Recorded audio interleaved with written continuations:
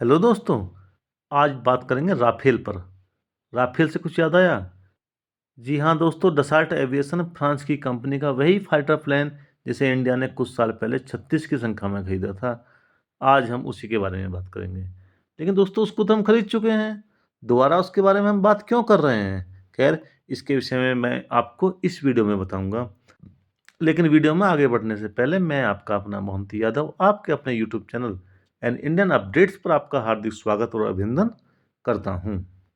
दोस्तों, राफेल के विषय में आज हम इसलिए बात कर रहे हैं क्योंकि भारत सरकार ने फ्रांस से 114 और राफेल जेट खरीदने के लिए एक अनुरोध पत्र लिखा है और फ्रांस गवर्नमेंट को भेजा है।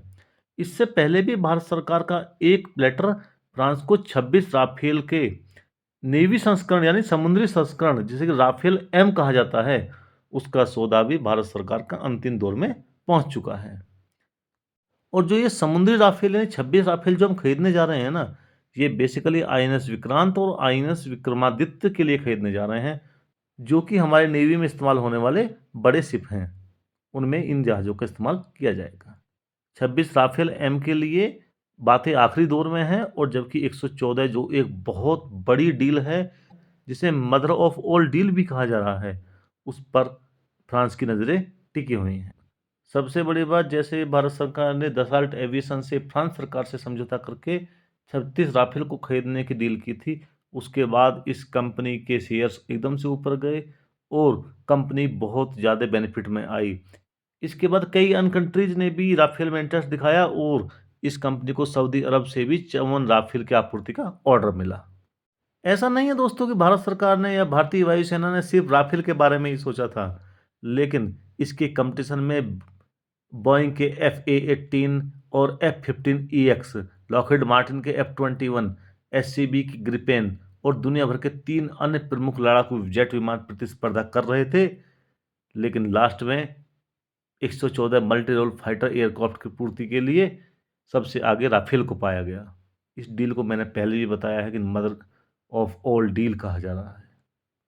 भारत सरकार ने सबसे पहले राफेल के लिए टेंडर 126 जेट विमानों के लिए 2013 में किया था, जिसकी प्रक्रिया 2007 में शुरू की गई थी, जिसे medium multi role combat aircraft खरीद कार्यक्रम कहा जा रहा था। लेकिन बाद में प्रधानमंत्री नरेंद्र मोदी ने 2015 में इसे रद्द करके 8 बिलियन अमेरिकी डॉलर की सहायता से फ्रांस से 36 राफेल खरीदे थे और अब दसाल्ट एविएशन से 114 राफेल जेट के लिए पिछले ही प्रोजेक्ट को कंप्लीट करने के रूप में इसे देखा जा रहा है या देखा जा सकता है, क्योंकि जहां हमें 126 चाहिए थे वहां हमने 36 खरीदे, 90 की कमी रह गई थी। अब उसे 114 और खरीद के पूरा करने की दिशा में एक कदम माना जा सकता है। इंडियन एयरफोर्स चरणबद्ध तरीके से 6 स्क्वाड्रंस को शामिल करने की योजना बना रहा है और सबसे बड़ी बात, इन्हें step by step make in India के तहत बनाया जाएगा। इसके लिए 8 प्रकार के विमानों ने अप्लाई किया, जिनमें से मुख्य रूप से दसाल्ट के राफेल, बोइंग का F-15EX और साब के JAS-39 ग्रिपिन के बीच कंपटीशन हुआ था। और इन सब के बीच में धीमे धीमे चेक करने के बाद में सारे विमान साइड होते रहे और राफेल लास्ट में सबसे आगे पाया गया।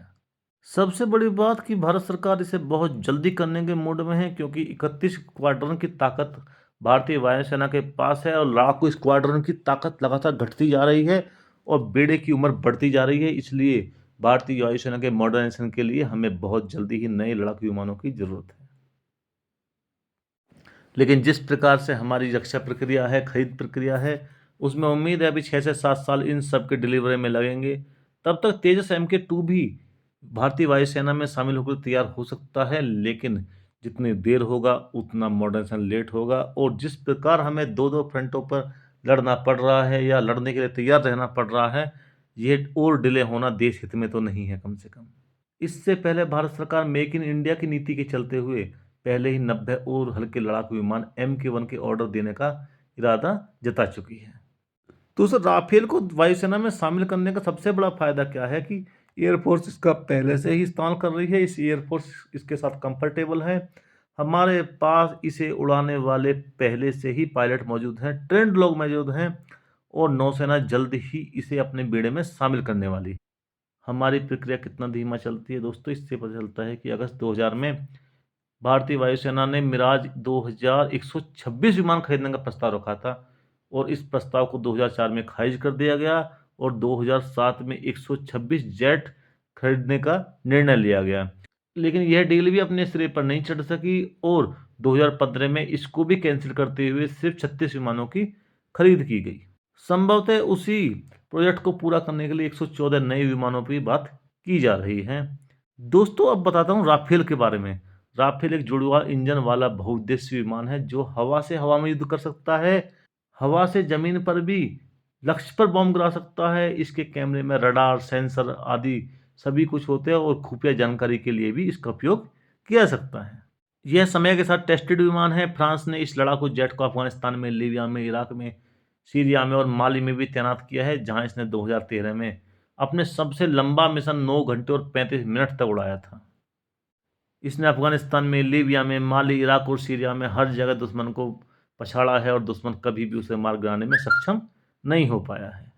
मिसाइलों के मामले में राफेल काफ़ी एडवांस है। यह लंबी दूरी की हवा से हवा में मार करने वाली उल्का, विजुअल रेंज से परे हवा से हवा में मार करने वाली मिसाइल MICA, लंबी दूरी की stand up missile scalp, anti ship missile AM-39 Exocet और लेजर बम गाइडेड और क्लासिकल बेम भी ले जा सकता है। राफेल का प्रोडक्शन 3 भागों में किया जाता है। राफेल का प्रोडक्शन 3 वेरिएंट में किया जाता है, जिसमें वायुसेना के लिए सिंगल सीटर राफेल C, वायुसेना के लिए twin seater trainer Rafale B और नौसेना के लिए सिंगल सीटर राफेल M है। लेकिन बात सिर्फ इतनी ही नहीं है कि भारत सरकार ने एक अनुरोध पत्र दिया है और उसको सौदा मिल गया है। यदि उसे सौदा जीतना है तो उसे मेक इन इंडिया की पेशकश करनी होगी और टेक्नोलॉजी ट्रांसफ़र पे भी सहमत होना होगा। यदि वह इसको नहीं कर पाता है तो बहुत ज़्यादा उम्मीद नहीं है कि भारत सरकार इसको खरीदने में बहुत ज़्यादा इंटरेस्ट दिखाएगी। और फ्रांस जानता है कि भारत एक बहुत बड़ा बाज़ार है, महत्वपूर्ण बाज़ार है। तो देखते हैं वो किस हद तक हमें जो सपोर्ट करता है और किस हद तक हमें टेक्नोलॉजी ट्रांसफ़र और मेक इन इंडिया में हमारा सहयोग देता है।